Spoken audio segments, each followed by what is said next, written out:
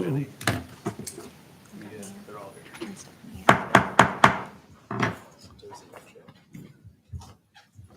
Good evening, everyone. Today is the 4th of November, 2024. This is the regular meeting of the Board of Education. And we're going to do a little something different here. And we start off with the roll call. As we went through some training last week, we're going to just give you a highlight of what we had in the session to better ourselves as a board. So with that being said, Mrs. Murphy. Here, and I commit to facilitating the wonders and to ask more questions. Ms. Wells. I am here. I commit to not agreeing to push through ideas until they have gone through a discernment phase, earning a majority of support. And Mrs. Overby. Here, I commit to sharing my wonder with more clarity and share my discernment to provide thoughtful feedback. Mrs. Wilson is absent, so Mrs. Reed. I will work on not discounting the importance of my enabling genius as being nice. Price. Here, I commit to sharing ideas and achieving results for positive change. And I'm Mr. Carney. I'm here. I commit to being open-minded and attentive to the ideas of others for the good of the whole and staying focused on the task at hand. Anybody recite those backwards, you get $10. Okay, we'll move on. And we're going to do the Pledge of Allegiance. I'll stand. Oh, first of all, everybody turn your phones off or kill them or something. I pledge allegiance To the flag of the United States of America and to the republic for which it stands, one nation, under God, indivisible, with liberty and justice for all. Okay. And Mr. Allen, what's the district mission statement? Thank you, Mr. Carney. Just my monthly reminder to speak clearly into that microphone for those watching online. On to the mission statement. The mission of the Leavenworth Public Schools is to prepare every student for success in every classroom every day. Thank you. Mr. President, I'd like to make a motion to approve the agenda as presented. I have one change to the agenda. We need to add item 9, Main Street Bucks for action. Mr. President, I'd like to amend my motion to adopt the agenda with the change of adding 9 with Main Street Bucks. I'll second. Okay, everybody get that? We're gonna add, and it's, what'd you say, 9? It'll be the new item 9. New item 9. And we have a motion and a seconded motion by Ms. Murphy, second by Mrs. Overby. Is that Yes. right? All in favor? Aye. It's like 6-0. Consent agenda. Do I need to read these, or do we have anything that needs to be taken off by anybody? I'd like to make a motion to approve the consent agenda as presented. Second. We got a motion by Mr. Wells, second by Mrs. Murphy to approve the consent agenda as presented. All in favor? Aye. 6-0. Yeah, moving right along here.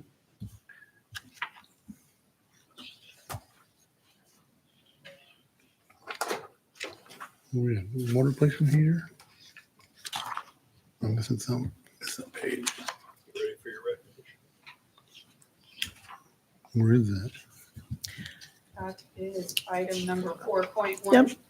Student recognitions, full one. Oh. Wow.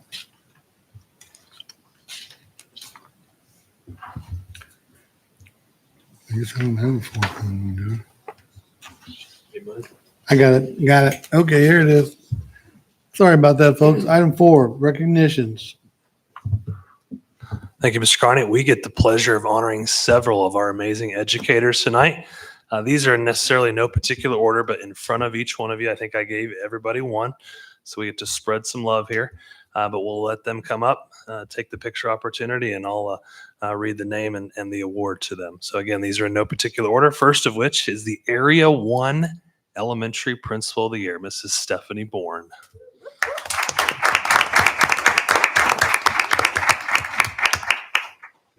Mr. Mr. Potter, you tell us where to go for any photo ops or otherwise? Right there. This certificate is proudly presented to Stephanie Bourne, named Area 1 Elementary Principal of the Year, signed by Mike Carney and Dr. Kellen Adams. Yay. All right, so it looks like Jake would like you to go over to the logo after the reading. Do we need to get a group one too or no? Have we done that in the past? Be nice. Be nice front page picture.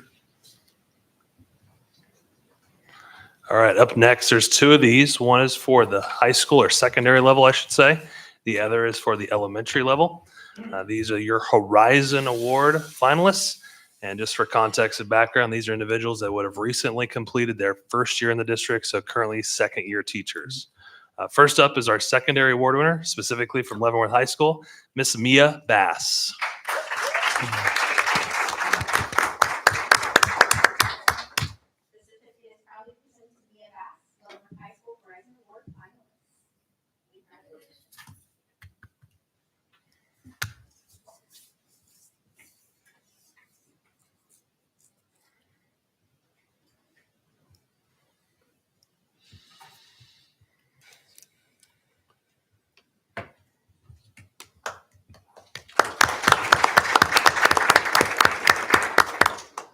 And so staying with the Horizon Award, now shifting to the elementary level from Henry Leavenworth Elementary, Miss Meredith Seidel.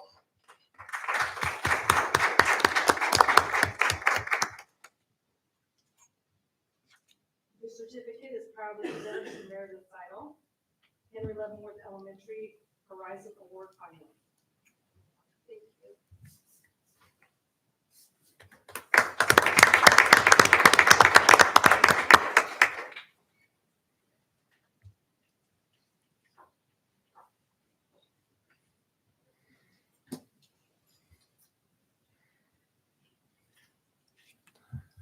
And now shifting to our final two awards, again, same or similar context. You've got one at the secondary level, one at the elementary. These are the 2026 Kansas Teacher of the Year Award, District Teachers of the Year. First at the secondary level at LHS, Miss Jenny Wooten.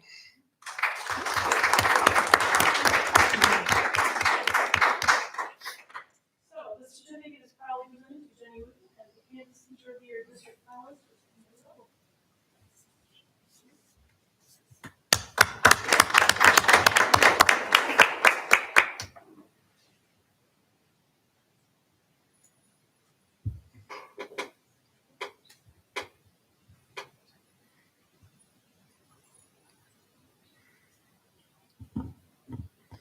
And our final recognition for the night is at the elementary level, again with the K-Toy. So Kansas Teacher of the Year 2026. She works at the intermediate, Miss Jeannie Hart.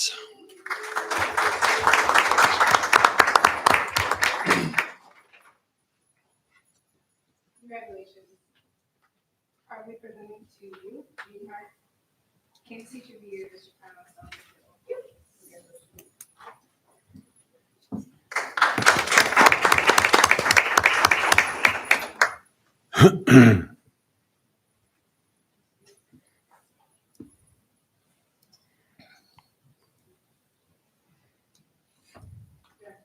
Would you like to get a photo with all of them to get all the educators together in one group photo?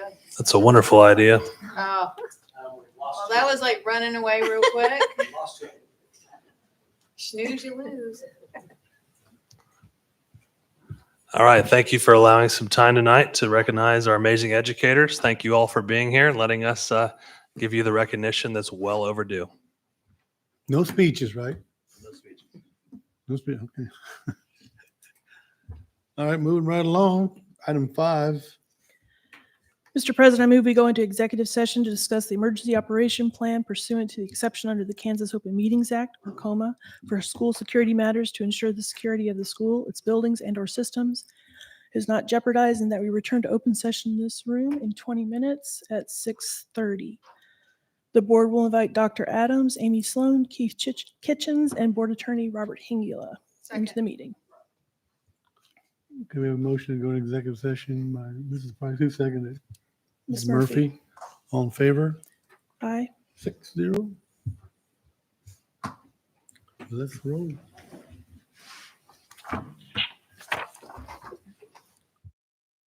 On to 6. Item 6. Go back in time.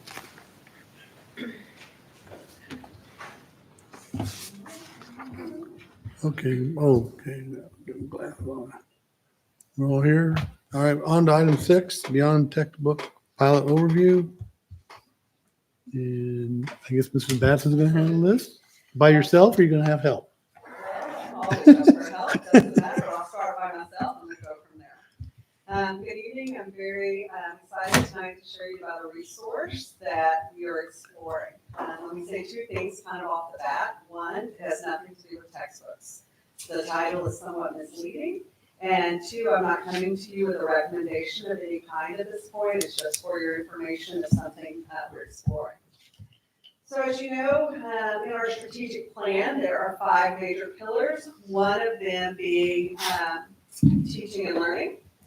And then beyond textbooks is a resource that we're exploring to address 2 of the action steps under teaching and learning. One, being able to create, implement a rigorous curriculum. And 2, using PLCs as a means to address achievement gaps and efficacy gaps.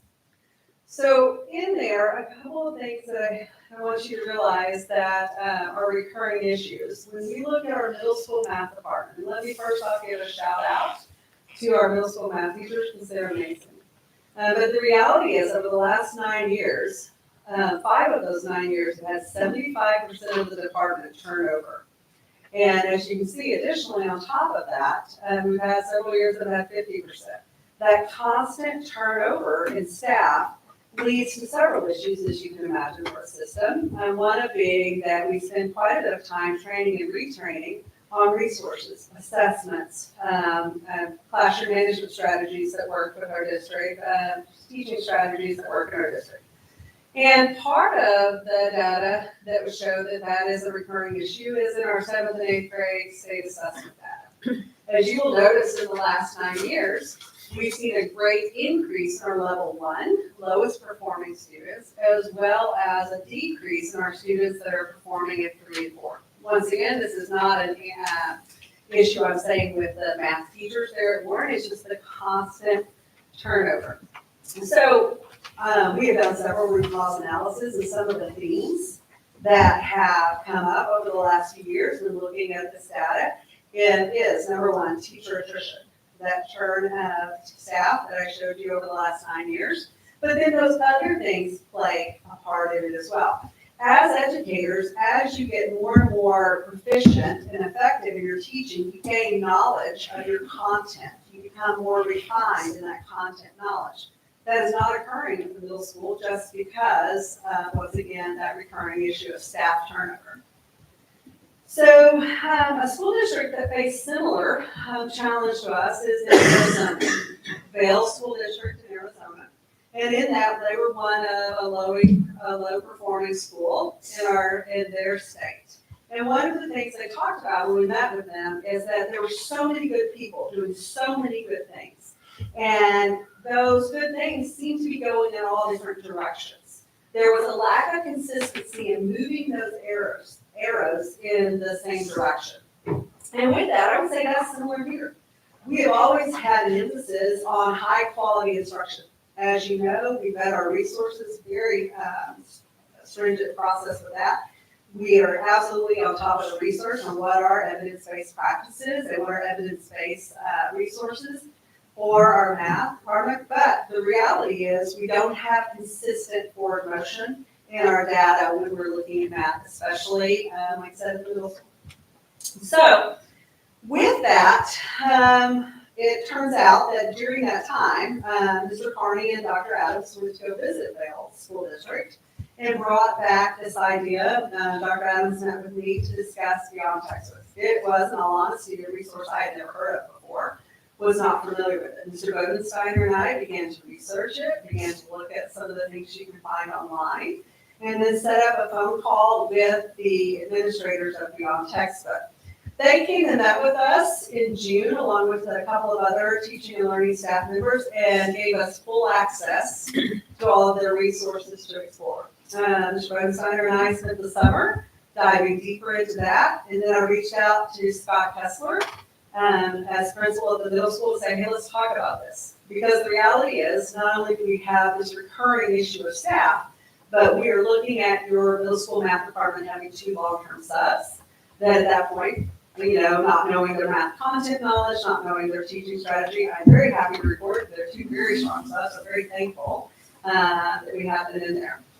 So in there, in addition to that, one of the teachers in the elementary is constantly telling me, Ms. Patsy, we talk about math. I know you like math, I love math, and we talk about math. We've been on this literacy, we talk about math for a little bit. So I reached out to Ms. Sim, who's the principal at Anthony, to say, would you be okay with me reaching out to your teachers to see if they might be interested? So when we started, I had 7th and 8th grade math with Mr. Kessler. I had 3rd and 4th grade math at Anthony, along with Ms. Sin. And then I invited several teaching and learning staff members so they could work on the curriculum along with us. And invited James Vanek to have an eye from the high school, as well as Amory Shore to have another elementary eye.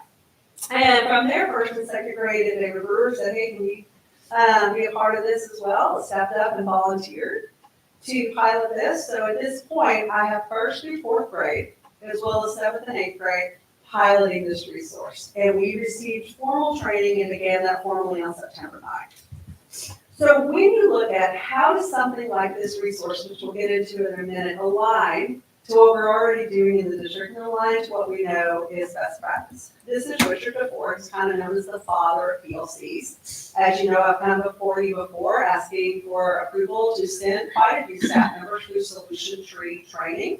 It is something that not only has a rich evidence base behind it, but also supports what John Hattie, who's kind of known in school improvement research, is an expert in that, will show that has a great effect size. On average, most effect size, your school improvement initiatives have a 0.4.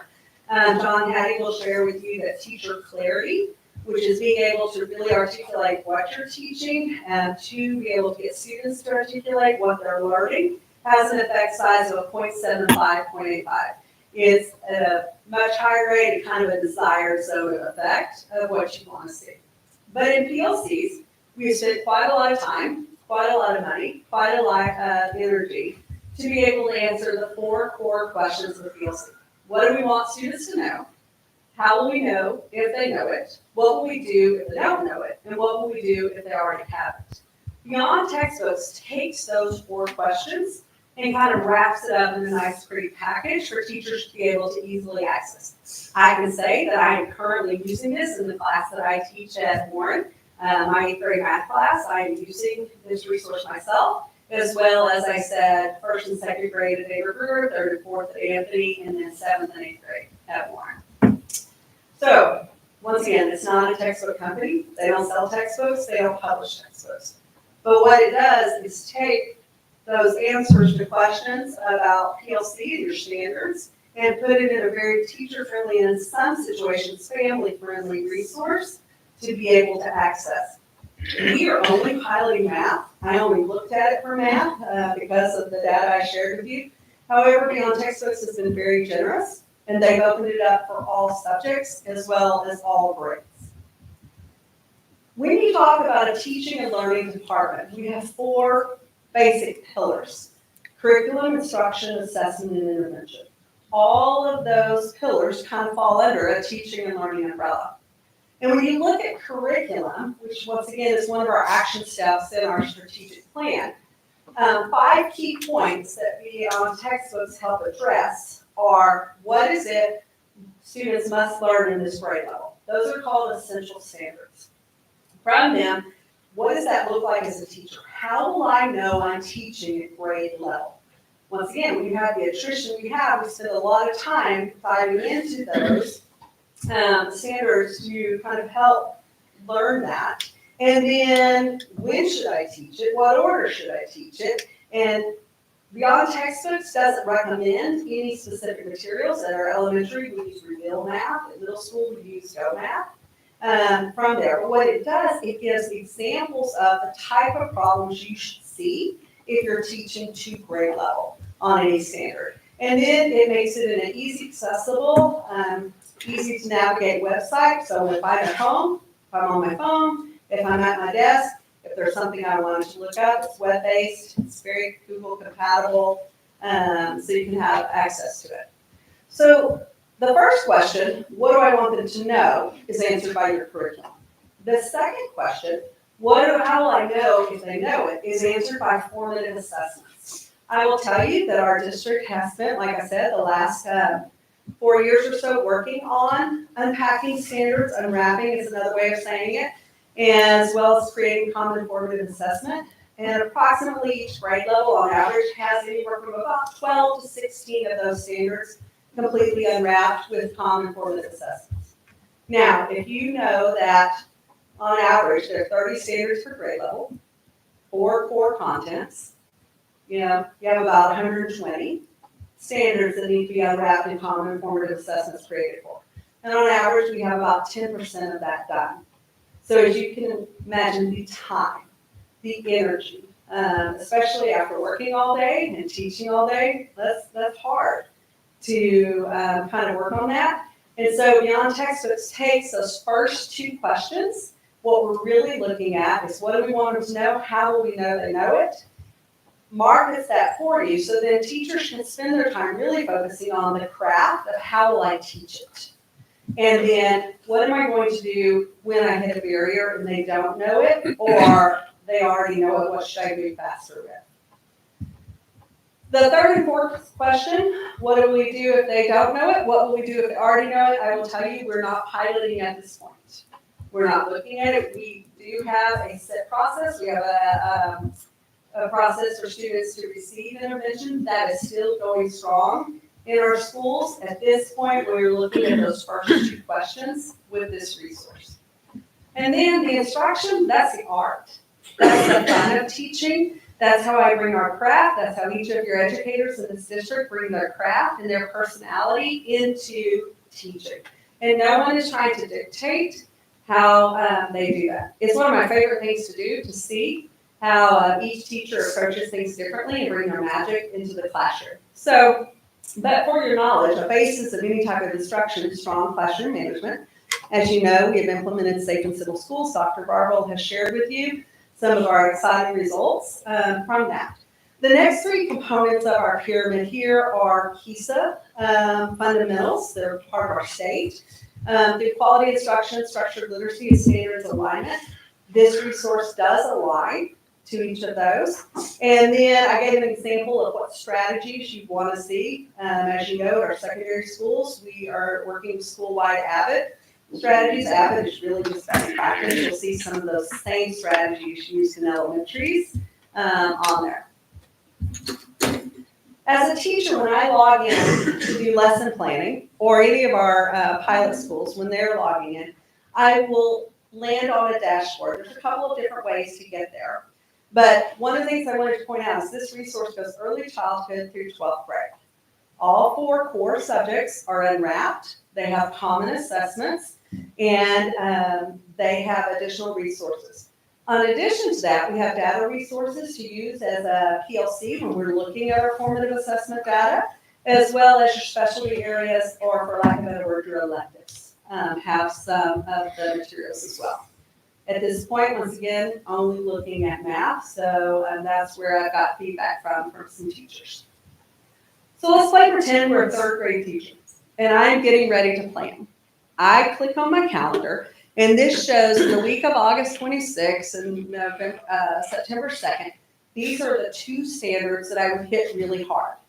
That first one is a 30-day standard. It's one that's very foundational to all 3rd grade students. And in there, something I'm going to spend quite a bit of time working on, because that is needed to from then on in math.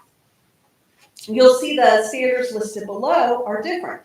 One week I'm going to work on the algorithms for understanding division. The second one I'm going to look at it in a different way and determine unknown numbers in a multiplication or division equation. When I get ready to plan, I will click on those numbers that are how you identify the standard, and it takes me to this dashboard. Every standard has this for all 4 core subjects. So as a 3rd grade teacher, I have all this at my fingertips. I'm going to spend a lot of time talking about the unwrapped documents, so I'm going to start at the other side of this chart. The first thing that it has for a teacher resource is the Khan Academy Connections. A lot of times those are videos and information. So if a teacher, I'm like, I don't really remember quite how to teach that, I could use that as a resource. It's also great to send to families to be able to share, this is what it's looking like, what we're working on in class. The next 2 columns over are those problem-solving, higher challenging problems that you would kind of work together as a whole class. Where that hits is your kids who already have it and need that challenge and that rigor that sometimes we don't necessarily get to. This allows them an opportunity to shine as well. That next column to the left is rubrics. That breaks down what a grade level student should be able to do after I teach this to be on grade level. And then you'll see formative assessments. We'll get into this a little more here in a second, but important to notice you have open-ended, which is PDF, as well as a multiple choice that's PDF. The PDF multiple choice, that's paper pencil. So like in our 1st and 2nd grade classrooms, absolutely. They are probably not using a Google form. They are absolutely using paper and pencil for their assessments. The top ones are all multiple choice. The second one has an extended response, which allows students to share their thinking more so. Same thing is true in Google. In the classroom I'm teaching, I'm using Google. It's an 8th grade math class. I take that Google form, I assign it through Google Classroom, students take it as part of their class, then I come back, look at the results. Google has graded it for me, it has sorted students for me to let me know what's my most missed problem, where they fell out in that assessment, and it's, like I said, a 5-question common formative assessment. It takes about 15 minutes from I've seen in class so far. And then the most important for my planning is this unwrapped document. And this is so valuable for being able to identify really what is the standard asking us to teach. When I look at it, when I click on that unwrapped standard, the very first part is just a description of it, where it falls, what domain it falls under, what a learning target or a learning objective would be with that. Then it gives me a rubric. You see highlighted, highly proficient. That's always our dream, to be able to get a student to the highly proficient. However, if we can get them to proficient, and you see it has a greater description of what that looks like, that means they are on grade level. So at the end of my teaching, if I can get a student through their common formative assessment to score in that box of proficient, they're on grade level and they are ready to go on to the next topic. You will also see vocabulary. Now, vocabulary is not anything new. We have absolutely discussed explicit and implicit vocabulary instruction. Teachers do that naturally, but here's something like, for example, I wouldn't have done if I was teaching this. Do you see under skills, it talks about fair sharing? I probably would not have used that nomenclature in that language when I was teaching division. I probably would have just said divided, equal groups, something like that. I probably would not have used fair sharing.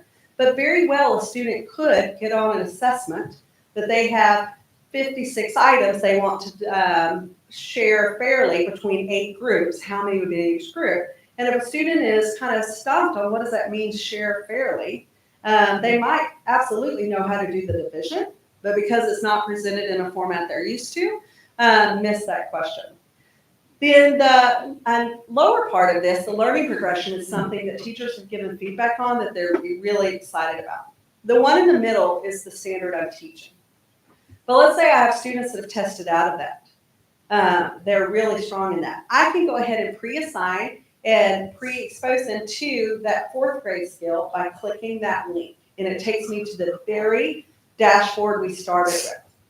Or I'm noticing my students are really struggling. There's some foundational skills that they're missing. I can click on that 2nd grade prior learning, give that formative assessment, and see where they fall out. What skill are they missing on that? It takes the guesswork out of what they know and don't know. Then at the end of each unwrapped document, you almost have this buffet, for lack of a better word, of opportunities. Please know, none of this is required in this. This is all if you want. It's a may do, for example. But I will tell you how I'm using it in the classroom is when I'm looking at their lesson plans, I want to see where they've kind of gone with the instructional model. A lot of times they have actual presentations that have been made that I'll take certain slides out of theirs and add them into mine. Their worksheets, when I'm needing extra sample problems, instead of me spending 45 minutes thinking about, okay, what is another way I can do this? I click on that, I snip those problems, put them into my presentation, and I have some more example problems. It's less stress, less time, and less headache in some ways to be able to do that without having to use the mental capacity to figure those out on my own. From there, once I get this mouse working again, that's okay. Every grade level has these.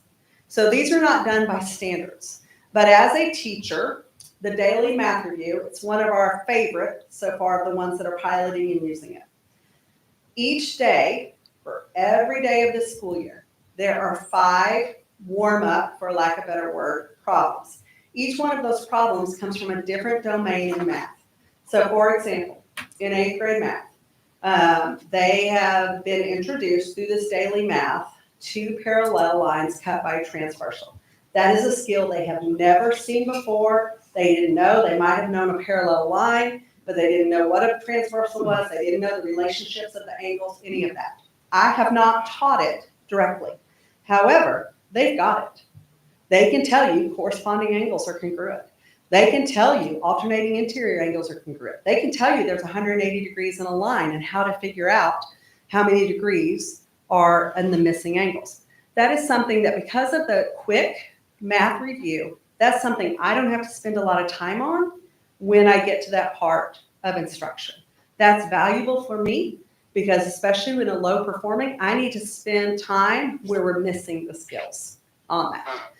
The problem of the week and the analytical math task, I mentioned those earlier, that's for those students who are needing that challenge. Absolutely, you use them whole group, so every student is exposed to that, but it's meant for those students who need that push. And then your essential vocabulary list is exactly what it says. And it comes in almost a glossary type form. So I can send that home with families to be able, when they say something like fair sharing, what that means mathematically. As well as that parent handbook of standards can be sent home and used or accessed. So then parents can look up and see, okay, this is what we're working on in math. This is what it looks like. And here's how I can help you with that. All right, so I want to absolutely say thank you and shout out to each one of these educators plus their building administrators. These are the teachers who have volunteered and who have stepped up and are trying something new to help really find what might be a missing link in our math performance. And I could not ask for a better group to work on this. Each person there is direct instructing with using these unwrapped documents to plan, using the formative assessments to gauge. Number one feedback so far is, as a challenge is that this is much higher than we're used to teaching. And this is a challenge. We've made a commitment to each other to consistently use it. People are holding me accountable in my math class. I'm holding them accountable in their math class. And we are seeing growth in how students are performing. I gave you the example of the parallel lines cut by a transversal. We're seeing that in all grade levels in some way or form. The ones actively using that daily math. Then, just kind of as a summary, Beyond Textbooks isn't a textbook company. It's nothing I can hand you or give you to look through. It is a platform of standards that have been unwrapped and rated to the grade level.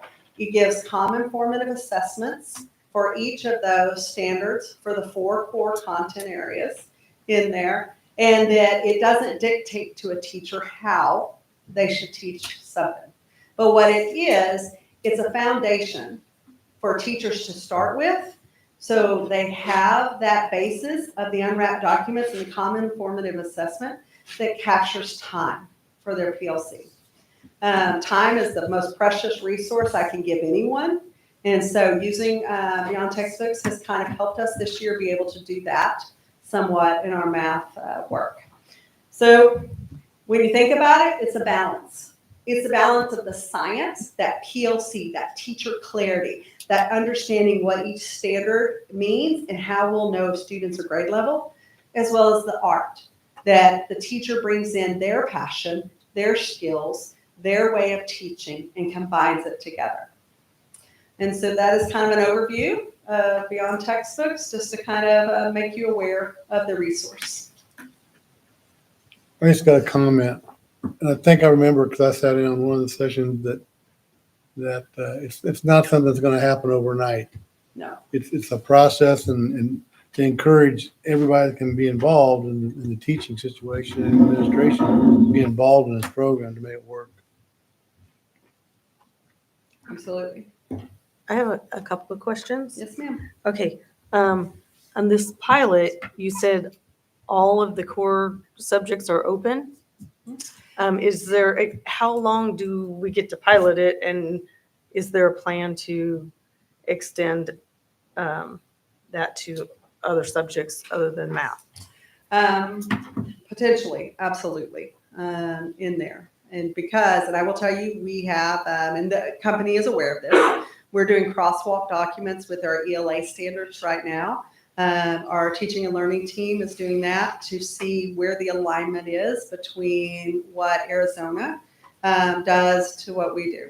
In fact, David Brewer's second grade math team found a discrepancy in one of the standards. I've already communicated that to Beyond Textbooks, and if it's something we move forward with, then they will make that change and move that standard, which is a second grade standard for them, not a second grade standard for us. They will move it and also let us personalize the order, and we do it. So yes, they have been very, like I said, they're very generous. They're all practicing educators. They're in a public school setting. It's not a publishing company. So everyone that works for that company is an educator in a public school. So they want us to be able to have access to it. At the end, or this spring, I will come together with the pilot group to kind of get feedback. We'll meet again formally as everyone in the room together in February. I send out emails and say, hey, let me know what your thoughts are. I call it the good, the bad, the ugly, and have met with a few of them face to face, and I've done some walkthroughs in it. But as far as a recommendation, could we go to other subjects?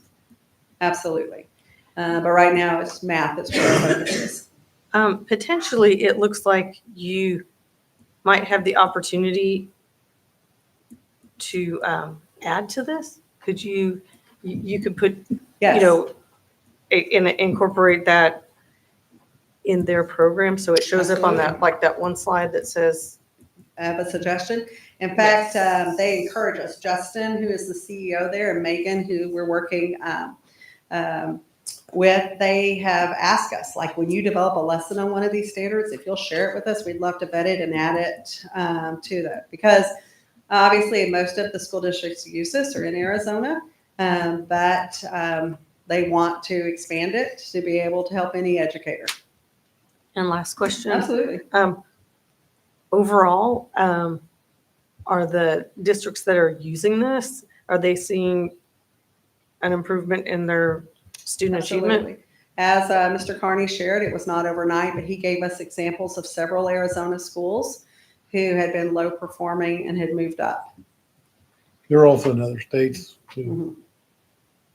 And how long do we get to pilot this before they They ask us to buy it? it's their intellectual property. So I will be coming to cabinet and then potentially to you by late spring, early summer to say a recommendation, or you won't hear from it again.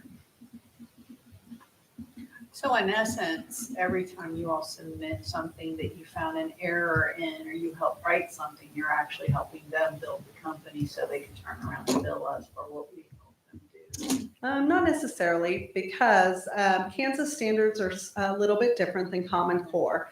They're doing it as kind of a convenience for us, so it'll be aligned to us. We're the only school in Kansas that's even touched it. on that. So I asked them when we first met, because I knew there would be a slight difference between Kansas and Common Core. So asked them, would they be willing to do that? And they said yes.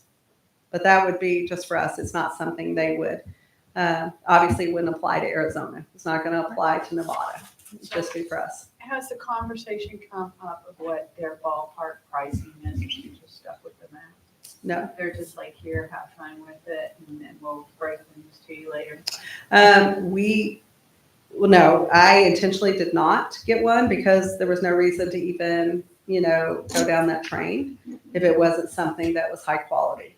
Now, when we meet in February, I'll have a better idea, and I will ask Justin and Megan to kind of put together a quote.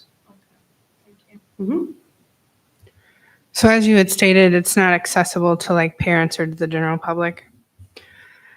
And that was a bit of the pushback that I was reading when I was researching it, how it was going in Arizona. I've been trying to figure out sort of what you said on your end, compatibilities or incompatibilities, the difference between maybe their laws and Kansas state laws. I haven't completely concluded discussions with the state school board on that yet. But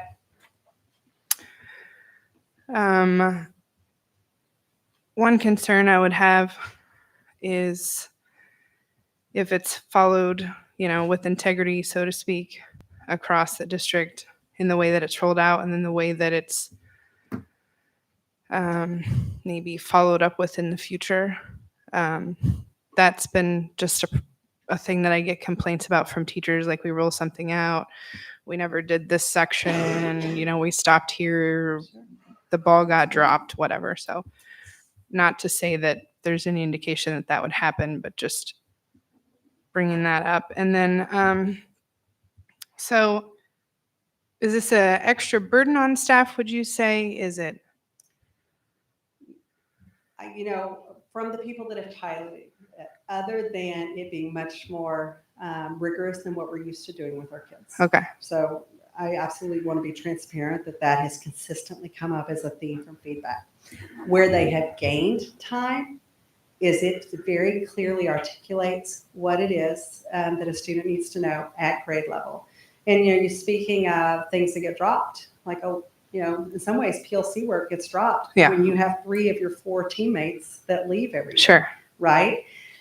So in there's some validity in that. Because we do like, if we do an initial rollout training, new staff isn't necessarily getting that 100%. and all that. Yeah. So what this does in some ways is level the playing field, whether you've been here 15 years with us or you've been here 5 months with us. For these grade levels that are doing it for this year, unless there's a discrepancy like I shared that has already been found, that we are saying, here's what that standard means, and here's how we're going to do a quick check to see if we know it on that through the common formative assessments. So just trying to picture all of this. Would you say that support system we have would maybe help with that burden, to kind of like my meeting with you the other day? Would those roles be? Oh, absolutely. And once again, this is not a student resource. Like a textbook is meant to be as a student resource. The teacher edition is the teacher resource, right? This is absolutely a teacher resource. And in that's why we did pull in all the teaching and learning team to go with it, as well as the teachers to be able to work side by side with that. I'm all for getting our math test scores up and student too. efficiency. And just, I think it builds their confidence when they have the ability to do more things, whether it's in school or when they get out of school, not just for the score, itself. So I think she already asked about cost, which was on my list of things to think about. So how much change would it be for the students, from their normal, what they do now? They probably would not notice Okay. it because their resources will stay the same. Okay. Your middle school is still using Go Math. Your elementary is still using Reveal. This is definitely for me as a teacher to understand what grade level looks like. And like I said, the vocabulary especially. I feel uncomfortable anytime we're asking more from our teachers Sure. without rolling out more benefit in some way for compensation of that's just an ongoing struggle. So, but I can verbally say thank you for all the hard work that has gone into it so far. I would just say, I think that piece, like looking at like what could potentially come in the future with the preschool and the kindergarten levels, a portion of it is the social emotional learning, social studies sections, not having the ability of parents to look at that, or even the general public, or like high school civics or whatever it is that sometimes we have discussions on. So if you have any feedback on that, I'd be interested in hearing that, because that would be a problem I would have moving forward. Thank you so much for your time. Yeah, absolutely. And let me also say, if you would like to delve into it deeper, set up a meeting, I'll be happy. Mr. Bodensteiner will be happy to walk you through so you can access it and see. Once again, we're looking at this for math. It is absolutely for our math test scores on that. And more starting in first grade, more so than kindergarten on that. So just to clarify, if we voted it and approved it for the math segment, would we take a vote down the line if we were expanding, or would it just be approval of the company blanket wide? I would say until we have a cost proposal, I would not have anything to propose to you yet. Okay. Right? Does that make sense? Yeah. Thank you so much. Yeah. Appreciate it. One more comment, and I might be wrong on one of the numbers, but that district is around 21,000 students, and they were the worst performing school district in the state of Arizona. When they started this program in I think it was 5 or 6 years, they were the top performing school district. Is that right? They started really seeing significant growth. Yeah. It took, I think, a little more than the 5 years, but they immediately saw, because they got their arrows all going in the right way. Every teacher knew what they were teaching, when they were teaching. All they had to figure out was how they were going to teach it, because the other had been decided, the what, the when, and the how we were going to assess it on it. All right, thank you. Thanks, Ms. Benson. Okay. Looks like we got a building report.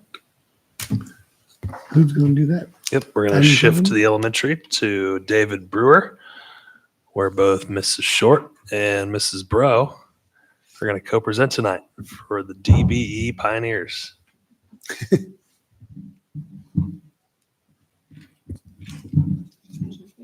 Good evening.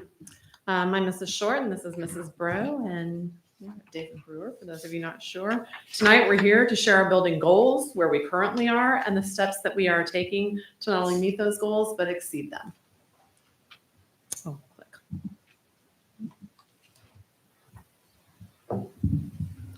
Okay. David Brewer, this year we're focusing on 3 goals, the ABCs of DB, if you will. The first one on teaching and learning is the academic, and it says David Brewer will seek to improve the percentage of students achieving levels 3 and 4 in the Kansas assessment programs, English, language arts, math, and science, with a goal of increasing by 2% by the 24-25 school year. We worked with you guys on that last spring, remember? Our second one focuses on behavior, student engagement, and support services. David Brewer will decrease disruptive behaviors incidents by 30% over the 24-25 school year. And then our third one, which is community, is our family and community involvement. And we would like to establish mutually beneficial partnerships with at least 5 local organizations during the 24-25 school year that help foster student learning opportunities and support our site council and PTO organization. The next few slides will take us through those, all of those areas, and we're going to give you some data. Sure. So I'm going to walk you through our data and let you know where we currently stand. If you look at that first bar graph, you'll see in 2022, those were our 3rd grade state assessment scores in ELA. I want to just throw out that 3rd grade is the first year that our students take the state assessments. And so They are really at that point getting used to the vocabulary that the test uses, as well as the format of the test and the structure of the questions. And the next bar graph you will see is the ELA for third grade in 2023. And then the third is for our last spring, 2024. So you'll see our third grade from 2023 to 2024 had a 6.38% percentage growth in ELA. And then walking us next to the fourth bar, you'll see fourth grade in 2022. Next is fourth grade in 2023, and then fourth grade in 2024 for ELA, where there's a 0.64% percentage growth. And then moving on to math, it's formatted the same way. And again, it's the first year, third grade's the first year that students take state assessments, and it's the same. They're getting used to the vocab, they're getting used to the format and structure. And 2022 is that first bar, and then 2023. And then in third grade, there was a 5% growth. And then in fourth grade, if you jump through 2022, 2023, so from 2023 to 2024, there's a 15.47% growth. So that's where we're landing right now. And like Ms. Short said, we're working on growing 2% from 2024 school year. We're going to just talk a little bit about some of the things that we're doing this year to try to help create that growth. In the third and fourth grade PLCs, we've really been looking at student goal setting, helping them understand the context of what they're learning and why it's important to set goals, understand what they're learning, and create more engagement around the test process as a whole, so we understand what it is that they're learning and how they're learning it. They've been using common assessments and our fast bridge assessments to help track that. Our teachers in our PLCs have been communicating with each other about how they're going to track growth, especially for those students once they've graduated through our phonics program, and we're focusing more on reading, fluency, and comprehension. What is that data that teachers are looking at daily, weekly, together in their PLCs, and how they're using that to grow together as a team. And then we're focusing on testing vocabulary with both students and with parents. January 29th, our third and fourth grade team will be inviting parents in for a family engagement night, where they'll be going over some of the strategies that they could be working on with their students at home. And introducing them to like what that process looks like for the students, and also like what some of that vocabulary is. Yeah, for the state assessment. In first and second grade, for reading, they are working through their QPS progress monitoring, their quick phonics screeners, and every 2 weeks they do a progress monitoring and take a data point.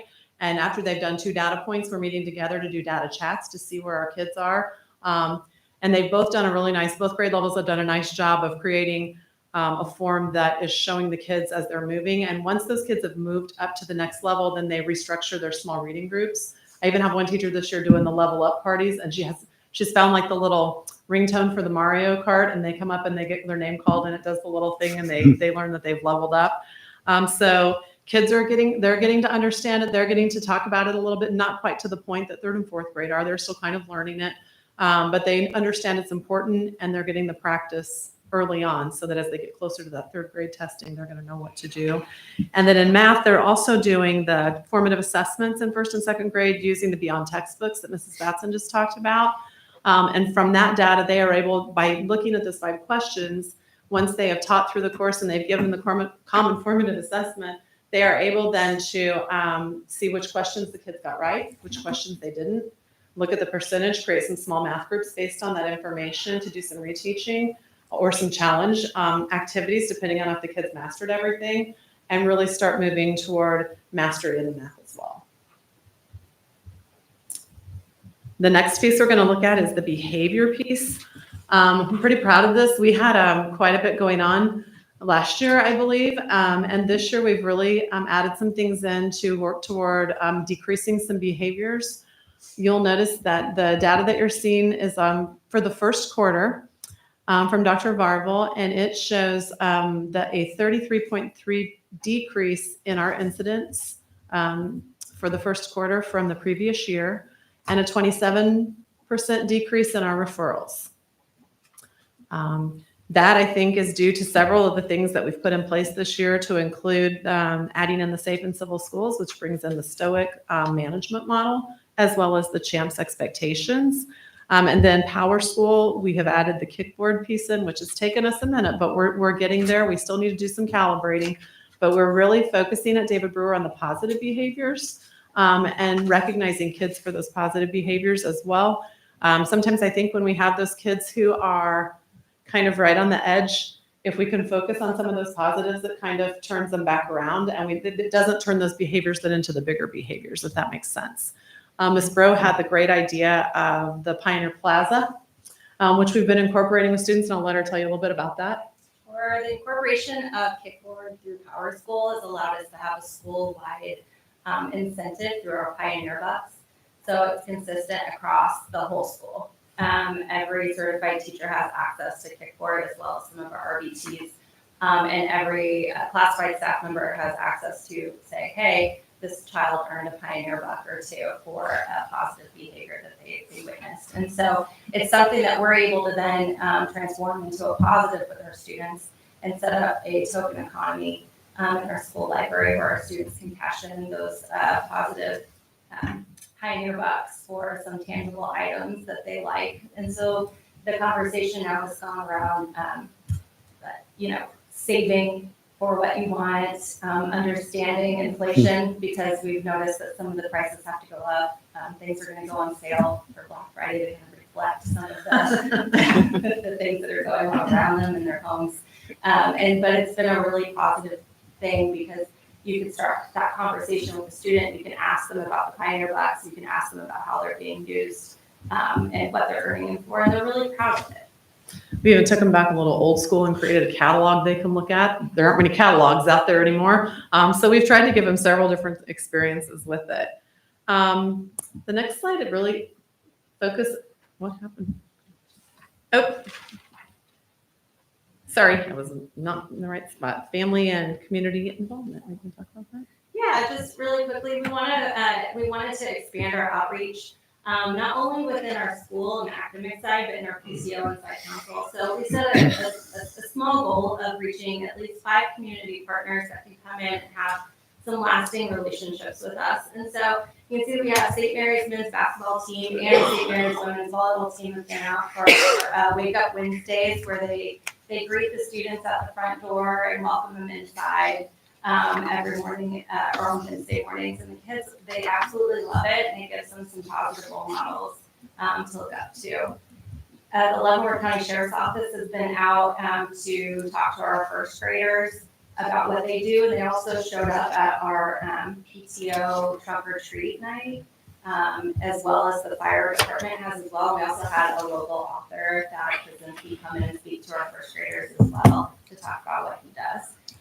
And we are asking our community to honor veterans this Friday at our Veterans Day luncheon. So students were able to invite any family members or loved ones that they had to come have lunch with them, and we'll provide that to them. And it's just a nice way to thank our veterans for their service, and then also show our students how important that is. First grade has kind of led the way so far in our community partnerships, but third grade also wrote a grant, and they're in the process of setting up some additional community folks to come in and spend some time with us as well. This is what I thought was coming next. Some of our celebrations this year include our retention. We didn't have to hire any new classified staff. Everybody returned. That's amazing. And then this year we retained 90% of our staff, which was a huge increase from the year before, where we had 58% retention. So that's something that we're really proud of this year. Also, some of our first grade, some of the changes we made in first grade, I'm going to tell you, I'm glad Ms. Bourne is here tonight, because I wanted to mention her. Last spring, she invited the admin team over for a day, and that really gave us a chance to get to know what goes on in the early childhood center. And she talked about a lot of transition ideas. that really set me thinking because we knew that we needed to do something differently. When I first arrived at David Brewer, it was Halloween 2 years ago, and the year had already been up and going. And so it didn't even occur to me until last fall when kindergarten or first grade came, and I was like, what's happening right now? Well, we weren't helping them to transition very successfully. And it just went right over my head. So my goal from day one was, okay, we've got to do this better this year. So we went over and spent the day with staff, got some great ideas. Some of the things we changed this year, well, we had our transition night, which is not new, but then we added in that orientation the first day of school because every building at level except first through fourth was doing that. So we added that in for the first grade and had some of the kids, I would say, I'm not sure the percentage, but we had quite a few that came that first day. They really got some hands-on. We have 4 sections of each grade level. So we teamed a second, third, and fourth grade teacher with each first grade class. So that was 4 grown-ups in there. We had a scavenger hunt. They got to go around the building. They got to see the processes for going to lunch, what it meant to go to recess. What are the expectations? How do you play on the equipment at recess differently than you did at the other place? Put a lot of things into motion. We also decided that instead of just putting all of those kids into the gym with all 300 kids, because I didn't realize they weren't accustomed to that, we started the year with having them go to the library in the morning instead. And we had Epic on so they could hear a story. It was a little bit quieter, a little bit calmer. And in the mornings, we partnered each first grade teacher with a specials teacher because their classes didn't start till a little bit later. So we did that for August. So they kind of needed a boost to make sure we didn't have any stragglers as we got them upstairs. We did that in August. That way they also had an extra set of hands while they were teaching the kids about lunch count and where to put their things and how to get started in the morning. Then in September, we put them into the gym with everybody else. And it was just such a smooth transition to do it that way. In December, we are all 3 elementaries are taking some representatives to a conference called Kinder Can. It has typically been, I think, kind of out in the Hutchinson area. This year, they've added a couple of locations, so we're just going to Lawrence. We're going to get to take some staff members there. So it's a conference for pre-K, kinder, and first. So that's yet another way that we can connect and kind of see that. Well, we're not trying to recreate awesome, but we are trying to put some things in place to make that transition easier and add in a couple of things that feel familiar to the kids so that it's not so when they first come, we want them to love it and not maybe have a few less tears, But I would say that we had a much smoother start and Stephanie kind of started that ball rolling last spring and we appreciated it. 4th grade, we also, on the opposite end, we met with admin and counselors in the spring to kind of give them some information and share some things. They also held a transition night. And then we're pretty transparent with one another. So if something's going on and we have some questions, they are free to always call and ask us for some help too with some of those kiddos up at the 4th grade or the 5th grade, excuse me. Our attendance has been great. The first quarter, we were at 91.94% attendance. Everybody's coming. And then we also, our chronic attendance, or chronic absenteeism, has continually decreased. 21-22 school year, we were at 44.44%. 22-23 year, we were down to 38.37%. And 23-24, we were down to 34.76%. And that was the total of a 9.77 drop in that chronic absenteeism for that time. So there's some good things happening.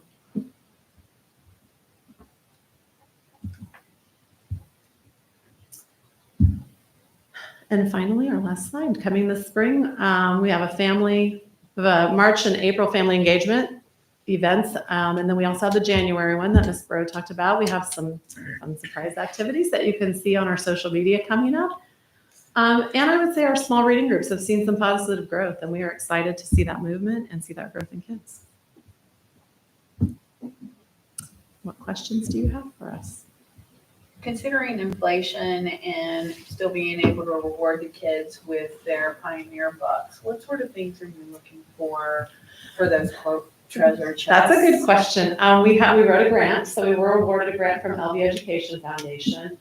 We get some little things from art and trade. We had some people donate some things to us. And I had no idea mystery bags would be such a big thing because if they give us 1s or 2s of things, you can't really catalog it, right? So we have some brown bag specials in there that we put in, and the kids, those almost all went last time. So we're always looking just for some little things, and they're not very picky. We have things from like bouncy balls all the way up to a friend of ours donated an Xbox. That's the big deal. And let me tell you, kids think about that. They're like, if my cousin is in 3rd grade, can we share? Oh, no, that's not how that works. So they're trying to figure out how they can achieve that, the big one, you know?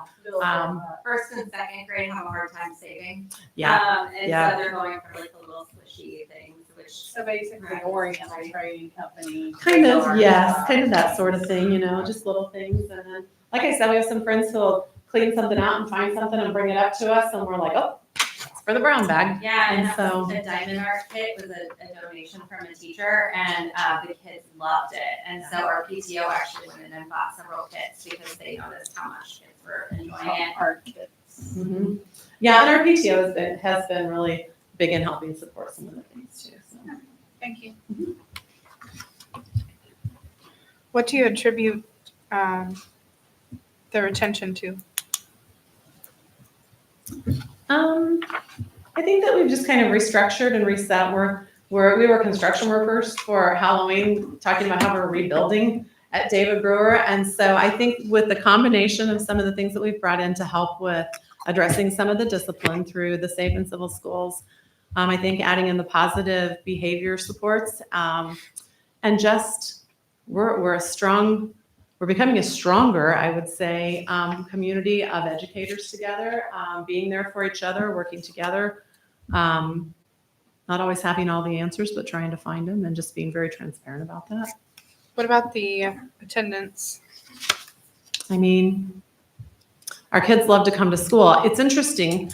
When one of the things Mr. Perry provided, he gives us a lot of data. And one of the ones showed the days where you have the highest absences. And it was during that time where we had a scare at the secondary level. Those were 3 days. And then the other one was a half day. So when we have those half days, we tend to see more kids that just don't come because their parents might be working and not be able to get them at noon.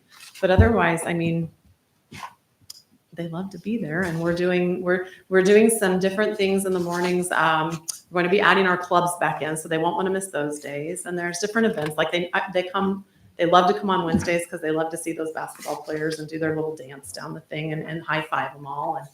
And so it kind of depends, you know. We try to, and also I got to tell you, I got the best greeter in the district. I think Mr. Cackler's out there with his music every morning, and whether it's some kind of a popular song or it's the character strong song or whatever, the kids are dancing their way through to breakfast. And so we've just tried to really make it positive and welcoming, and let them know that we want them there. And How are you doing on they just keep coming back. So what's that? How are you doing on volunteers?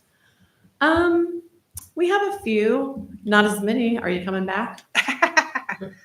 Okay, if you're not volunteering at David Brewer, go volunteer at Make sure you have all your paperwork ready. You won't But regret yes, it. Yeah.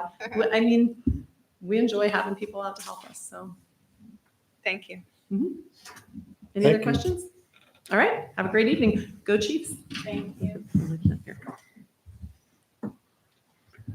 This is the new number 9, right? Number 8, strategic plan update first. Hmm?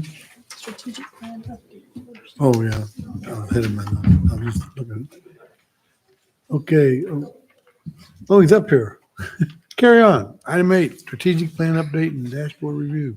Well, good evening. Thank you so much. First, this is kind of a nice segue from hearing about what's going on in the buildings and context with the great work with Beyond Textbooks, and now taking a step back to look more at that 10,000-foot view as our strategic plan update on a few different academic data points that have either recently been completed and or published. So tonight we're just going to give you a snapshot from each of these areas that will, of course, be published on the strategic plan dashboard, likely by the end of the week. Some of these will be a combination of either current fall data and or data that was just recently published by the state within the last 2 weeks. And we'll explain those as we go. Of course, this falls right in line with areas of the strategic plan, most specifically teaching and learning within most of these data points, but we will have some chronic absenteeism data that we'll talk about as well. It's a nice segue from what Ms. Short just described with attendance.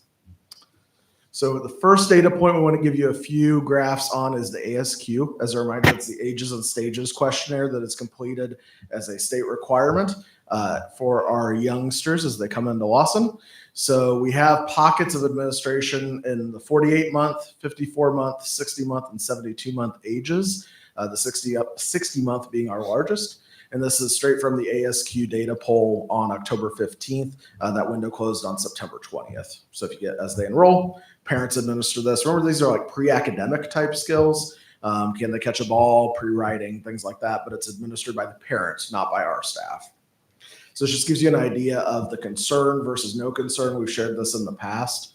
As a matter of fact, the second graph we wanted to share shows how that's changed over time.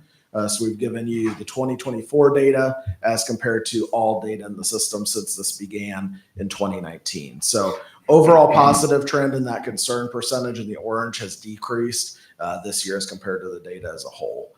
So obviously that's just over time. And we see this as more of a snapshot when kids coming in, where are they at as baseline information. It's pre-academic is the best way I could explain it for you. Our next data point is FastBridge academic screening. We know this is given in K through 12, reading and math, fall, winter, and spring. So this is a similar look and feel to what you've seen in years past with FastBridge. On the left-hand side, you have early reading, which is a combination of short subtests that are administered one-on-one between the teacher and the student. The 0 there indicates kindergarten. The 1 is, of course, first grade. And then to your right is what is known as A reading. That's an adaptive reading assessment that takes about 30 minutes. Students complete it independently on their Chromebook or iPad, and the test adapts to how the student is performing. So every student gets a unique test to them that then gives us a scale score that equates to where that falls on a benchmark level. So that's why you have two different graphs, because in K1, it's short subtests that are administered with the teacher based on the age of the student. And then in 2 through 12, it's that independently completed assessment. Positive trend that we've seen in years past that is continuing, because this is fall 24-25 data, is we see that 2nd through 12, the red goes down. Those are our higher risk students that we would consider for tier 3. And then the green is anything that's above benchmark, and that generally increases as the students get older. So the longer we have students in the system, generally the performance improves. I always note 2nd grade is a bit of an outlier because it's the first time they're taking an assessment independently on a Chromebook in a much shortened version of what we'd see on a state assessment. And we always see that 2nd grade improve the most over the year because it's just that comfort thing of getting more comfortable as you've done it multiple times. 1st grade is always an area of focus for us as we lead them into that 2nd grade. So that's one that we always take a close look at, those subtest scores. Shifting over to math, same structure and setup. Again, K1 is all one-on-one assessments where they might be identifying numbers, looking at putting numbers in sequence, things of that nature, more of those isolated skills that form a composite. Whereas the A math is an adaptive version, again, that adjusts how the student is performing. Same general trend. We see the imprints a little different with the math in 1st grade being a little stronger than it was in kindergarten. But general trend in terms of improvement over time is something we see throughout. Yes, Ms. Price. Why is there such a spike for 8th grade math? You know, I can't give you total causation other than, as Ms. Batson was talking about, that changeover in staffing. Warren, you know, that eventually builds up with math. You have those discrete skills, and if you haven't mastered them, it's harder to catch back up because you go on to the next thing in math. So that would be one area I'd look at. And I'd always say that because of our transiency, every cohort's a little different. So that's why we want to look at those trends over time. But I would say transiency of staff is one that I would attribute as a potential. Thank you. Next is our Kansas assessment program. This is our state assessment. So this is official public data that has been posted on the KSD building and district report cards as of mid-October. So we pulled this down on October 21st. We simply took the raw data from KSD and just put it into a graphical form so you can see all the buildings in one view. So if you get on the district or building report cards, you'll see the same look and feel, just separated out by buildings. But as in the past, level 1 is shown in orange. Remember, that's limited ability is kind of the key phrase the state uses. Yellow is your level 2, which means a basic ability. Level 3 is effective ability. And then level 4 in blue is your excellent ability. And that's the state terminology, not Ryan's. But it gives you an idea of where each building is at from last spring of 24's data. You can see state of Kansas on far left, and then moving throughout the district to each of the attendance centers. Remember that Anthony, Brewer, and Henry, that's grades 3 and 4. And then Richard Warren is all grades, 5, 6, 7, 8. And high school would be grades 10 for ELA, grade 10. We wanted to give that view and kind of a longitudinal view. You've seen this before. Again, a lot of bars, but we do this a little intentionally so that you're seeing that trend over time. For example, one thing, and Ms. Short alluded to this, is if you look at Anthony and Brewer specifically, that level 1 going down over the last 3 years is a positive trend we like to see. We've seen level 1 creep up a little bit on the Warren campus, which is part of that impetus of Beyond Textbooks, not for ELA specifically, but holistically as we look at buildings we're focusing on. And high school has stayed kind of right in that same general field that they've been in before. One note on virtual is remember that you do have students who might be long-term suspended, who then enroll in the virtual program and then count towards that data. Next is math, which again was more specifically tied to that focus on Beyond Textbooks and this Matson talked about. But same look and feel. On the left-hand side, you can see state of Kansas, followed by the district. Same grades, 3 and 4 for Anthony, Brewer, and Henry, and then 5 through 8, all students. Grade 10 for high school, and then virtual would be grades 3 through 8 for any students that are enrolled in that program. And then next would be that trend over time. Again, kind of interesting in that you're seeing that same trend we saw in ELA for Anthony and Brewer with that reduction of level 1 generally over the last 3 years, positive trend. Henry staying pretty close to that state average in a number of different areas there. And then that focus on Warren campus with the math, just like we talked about with those scores of transiency going on. Then lastly, we have science. Science is only given in grades 5, 8, and 11. So only at those buildings that have 5, 8, and 11. So Warren Intermediate, Warren Middle, and the high school. And then you can see that breakdown for all grades there. And then this would be trends over time for science. So had improvement over time there at the high school with level 1 reduction, which is one of the markers we looked at. As a district, we're staying pretty close to status quo with a little hovering there. And again, remember, you're going to have 100% different kids each year taking that. It's only 5, 8, and 11. So definitely a dipstick in terms of that piece. Some notes on CAP that I wanted to make sure we mention because it'll affect as we talk about needs assessment and things going forward. In spring of 25 will be a new test that has been realigned to the standards. So with that, and there's also been changes to the accommodations that are available for the test for students. So with that, they're going to be setting new cut scores and standards next summer as a state department. So that'll delay the release of scores. And that'll be obviously a statewide thing, not a Leavenworth thing. They haven't given us a firm date, but we likely won't even see preliminary scores until sometime in fall of 25 across the state. So just as an awareness piece for the board moving forward, in that we've shared preliminary data in the summer in the past, we very likely won't be able to do that as they set those new standards with the new test. The look and imprint of the test will be the same, still 2 sessions per subject area, about the same length of time, but they've realigned the questions to the standards to make sure they fit. So they just want to make sure that all the metrics that go on behind it are correct at the state level. Next, we're going to look a little bit about post-secondary and graduation data. Again, this is recently updated mid-October from the State Department of Building and District Report Card.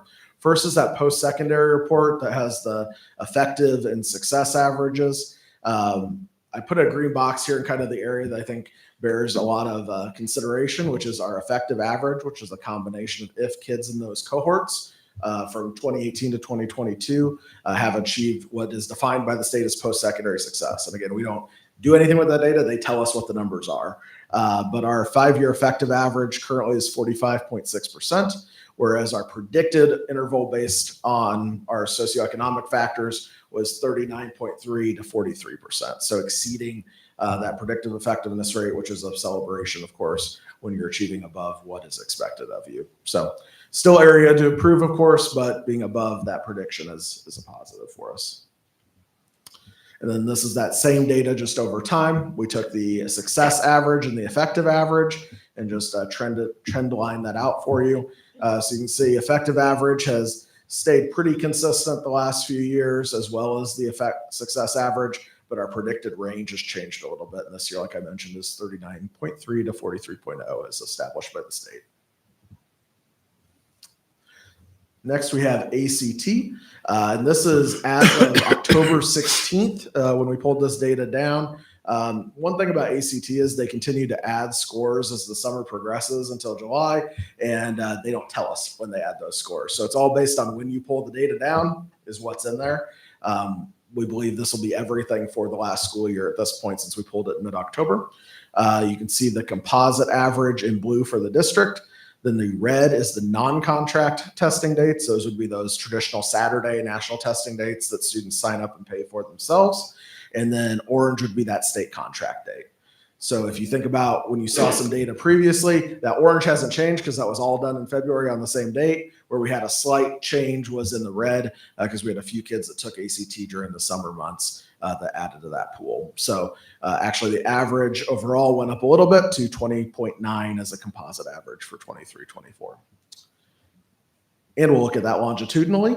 So you'll see that over the last few years. So actually a good increase there of 0.8 or 1.2 if I do my math right there, from 22-23 to 23-24 in terms of that composite average. So an increase in the composite average in the last year, which is a positive as well. Of course, different groups of kids, but definitely a celebration. When you have a max of 36, any increase is more significant than it may seem, even if it's a few decimal points. Then next we have chronic absenteeism. So whereas some of this has been official data, this first part is going to be official data, but then we'll show you some current year data as well for chronic absenteeism. Remember, the chronic absenteeism is missing 10% or more of days for any reason outside of a school activity. School activity doesn't count against you. But if you're suspended, excused absence, family, any of those things, that counts towards that chronic absenteeism. So we show this for 22, 23, and 24. So the last 3 years for the full year's data, positive trends in a lot of cases. If you look at Lawson, Anthony, Brewer, Henry, intermediate as compared to 2 years ago, have all had pretty significant declines. High school and Warren Middle have stayed pretty consistent. But we've seen some growth there in that chronic absenteeism, which is a reduction, which is what we want to see, of course. Looking at that for the district as of Q1, so this is unofficial data that we've pulled from the student information system. We're at about 48.3% in the green, which is 95 to 100% attendance, 21.4 in the yellow, and then what would be chronically absent if the school year had ended on October 15th, 30.4%. So if you took that, if school year had ended October 15th, that would be a chronic absenteeism rate of 30.4. So we know we still have a long time to go in the school year, but that would be a snapshot for Q1 for this year, as opposed to the previous slide was official data from the previous 3 years. Still looking at unofficial data for snapshot of Q1, and Ms. Short alluded to this. I know small numbers and many colors, but the thing we want to point you to is those spikes and bars. These are absenteeism by date. So when you see those 4 bars that are all clustered together, that was during that week of social media concern. So you definitely saw an impact in attendance there. And then that other large bar you saw is the homecoming parade day. So clearly a correlation between those two in terms of that. If you think about first quarter, if you only miss a few days, 10% adds up very quickly. So if you took those days out, I think we'd see even less than that 30% pretty clearly. Same feel we wanted to give you, but this is by day of the week. Probably not surprising to you if you've seen this presentation from me before. Fridays have the most absences throughout. A little surprisingly, you have Tuesday and Thursday as your second and third. We talked about this in cabinet. Weren't quite sure of causation with that, but clearly Friday is that day that if someone's going to be gone, tends to be the main day. Then lastly, we have parent-teacher conference data for you. You received a big packet of information in your board FYI with all the breakdowns. But since we're trying to just give you dipsticks of highlights, I wanted to just share attendance first across the district. Now, I would note that this is only that digital sign-in. So if parent was in a hurry, they went through, didn't sign in, they're not captured in this data. And we do have some elementary buildings that track that internally. So they might have some other numbers based on their informal data, but just for strict comparison's sake, this is only that digital sign-in data. So about the same as last fall, within a percent or so there. And then lastly, with family engagement data, this is district average. And like we said, you've got a much more detailed report in your board FYI, but you can see some highlights there. Definitely about, having a welcoming welcoming school community, informing people about events were some of the highlights. One area is a system we want to take some work at. I know Dr. Adams asked our principals to reflect on this already, is teachers and school staff contacting me to tell me positive things about my child. So that'll be that low light in terms of the area of focus clearly from the data. And like I said, Dr. Adams is already having principals reflect on that and think about action steps, but definitely some highlights here too, having above 80% and high 70% in multiple areas, I think is a celebration. And we had a large sample with 1,300 plus responses. So with that, open to any questions. Again, noting that this will all be posted in the various sections of the strategic plan dashboard by the end of the week. Thank you for Thank you having so the much. dates on each of the slides. Thank you. Thank you. Thanks, Ryan. Thank you. This is the take 9. Yes. What was it? The Main Street box. Oh, Main Street. The new item 9. Item 9 is the Main Street bucks. Yep. So this would be the amendment. My sincere apologies. This is on me for not being on the agenda, but it is an action item. So per Mrs. Maddox, this would be our 4th year to accept or adopt this. We're recommending this for every employee in the district. Is that Yes, correct? that's correct. $50 per employee, grand total of $32,500. So without exceeding $20,000, we are requesting your action for that. Just a caveat to that, those dollars can only be spent here at Leavenworth businesses that are registered, I guess is the right word, under that umbrella for who's eligible. Yes. So keep your dollars local. I'd like to make a motion to approve the 32,000, what were the last 3 digits? 32,500. 32,500. Yep. $32,500 for Main Street bucks to be distributed evenly at $50 each for every employee who's in the district. Could we discuss it for just a moment? What did we give last year?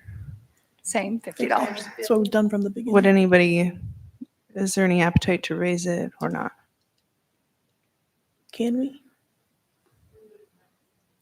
I would not recommend that. Okay, thank you. Do we have a second? Second. So Mrs. Murphy made a motion to go with the Main Street Bucks program, second by Mrs. Price. All in favor? Aye. And superintendent reports the Thank you. 9B. Yep. Thank you for that. I'll let Beth and team get aligned with the distribution. Will probably be coming in the next couple weeks. Is that right, Beth? Thank you for that. Always in time for Christmas. Absolutely. Perfect timing. Just one item for you tonight. No action, but this is awareness really for everybody at this table as well as the district in total. So this is number 10 now. As we prepare for 2025-26, which you may be thinking it's really early, but remember, we're going to start shifting our focus more and more to next year as we come back from Christmas break. But you're well aware from the August budget consideration conversation, as well as the October enrollment presentation, that we've seen a significant decline in enrollment over the last 2 fiscal years. And so as a result of that, that will result in approximately $2.5 million worth of reductions effective for next year. And so given the context of that, I've asked Mrs. Sloan and Mrs. Maddox to begin developing a timeline for our team to consider recommendations for that budget reduction for the next fiscal year. Those include, of course, the obvious enrollment declines, as well as any matching state aid that would come with that. So Amy and Beth will be developing a timeline that will be ready for you on regular Friday updates. We're going to work towards, or work backwards, I guess, from a February deadline for everything to be ready for a final recommendation, knowing full well we've got a number of different stakeholder groups that we would like to engage between now and then, including but not limited to site and district administration, building leadership teams, and site councils. So it's a process. I want to emphasize that. There's multiple stakeholders that we want to engage along the way. But as you know, by the time we get to February, we're only 6 months away from the start of the school year. At that point, we're really only 4 months away from the end of the fiscal year. So time is of the essence, but at the same time, we want to give some time and space to engage the appropriate stakeholders in the district. So that's all I have for tonight. I would stand for any questions on that, as I do realize it is a relatively heavy yet important topic. I would just ask that we make sure that we are fully supporting our staff as we look to cut things, that we make sure that our staff is not impacted. Noted and certainly appreciated. And I think I share the sentiment of our administrative team that we have the same belief as well. Okay, thank you. Item 10. All right. Executive session for negotiations. Mr. President, I move we go into executive session to discuss negotiations pursuant to the exception for the employer-employee negotiations under the Kansas Open Meetings Act, or COMA, and that we return to open session in this room in 30 minutes at 8:21. Can we have a bio break, please? We'll include in bio break in the first 2 minutes. So it'll give us to 8:25. The board will invite Dr. Adams, Amy Sloan, Beth Maddox, and Robert Hingula into the meeting. We got a motion to go into executive session by Mrs. Price, seconded by Mrs. Murphy. All in favor? Aye. 6-0. Okay, so take your bio break up front. A motion by Mrs. Price to go into executive session as stated, seconded by Mrs. Murphy. All in favor? Aye. Aye, 6-0.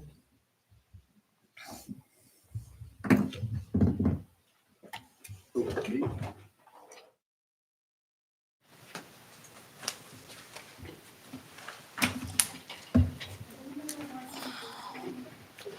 Is there anything we need to know? Don't say the score, I gotta say. Somebody said something about some other game was on here too.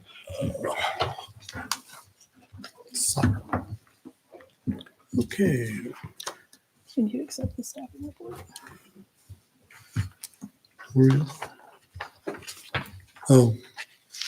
Need a motion? Yep. I'd like to make a motion to approve the staffing report as it was given to us.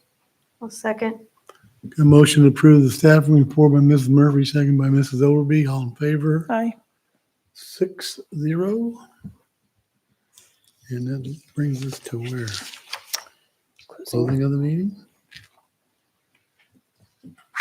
Can everybody read the dates on their own, or you want me to read them? Yeah. Okay, guess you can read them. No patron input? Okay. So that takes us to board comments, I guess. Yep. Start with Ms. Murphy, board comments. All right, I'm gonna keep it brief, but I'm gonna say kudos to our performing arts department.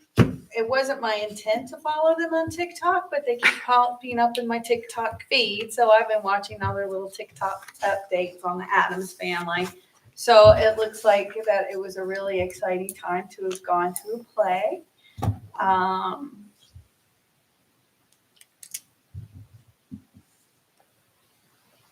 And that is all. Mrs. Wells? I hope to see everyone out at the Veterans Day Parade next week.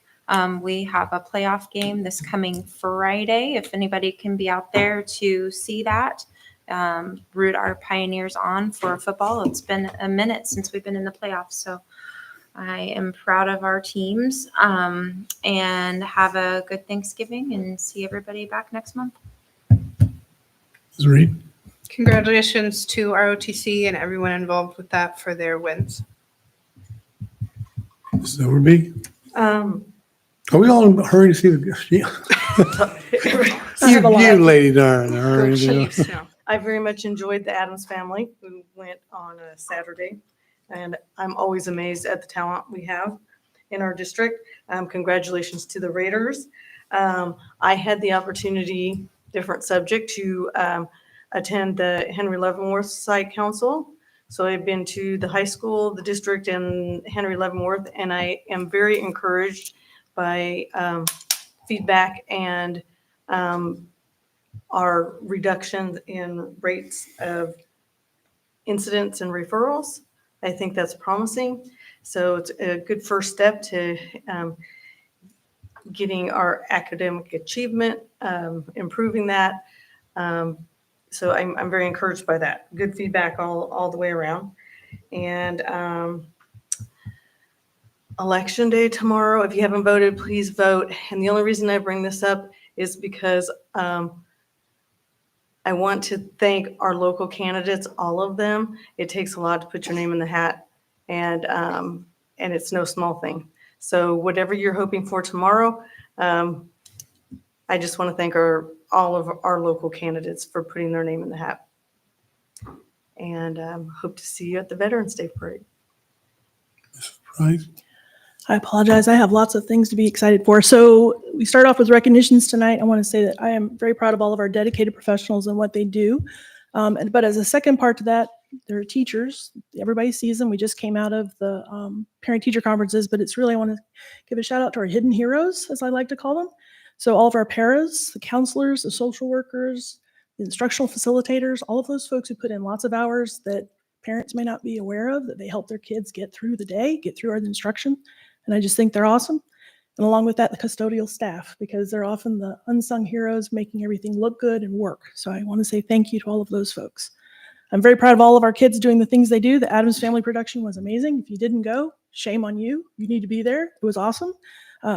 Kudos to the Raiders, just knocking it out of the park and setting a standard that is going to be very hard to break for anyone else. Our DECA folks are hosting the local meet, if you will, on the 13th. And we need judges. So if you're available on the morning of the 13th, please contact the high school and Miss Anstein. I think her last count was like 30 folks needed to judge. And we have over 650 participants coming. And that is a huge number of kids for the DECA program. And my last shout out is to the Education Foundation. They did funnel cakes last Friday for Warren and the high school for PD time. Thank you. And they're bringing breakfast to the buildings each day of the next 2 weeks. So make sure you get something yummy. And thanks to the foundation for supporting all of our folks. It's a good day to be a pioneer. I kind of lived in the Addams family, so I didn't make it to the presentation, but her was really great. Anyway, I'm just real proud of the football team. In case you don't know, I think this is as far as they've gotten in the state competition. And we got past the first round. And the next game is going to be tough, so unfortunately, I can't be there. I already had a hunting trip planned, so you got to get out there and support them. It's a big deal. And I think the kids, they got a good team that they just stick together. I think they can beat that team. We'll see you on Friday. That's it. Yay. Adjourned. Whoop, in your way.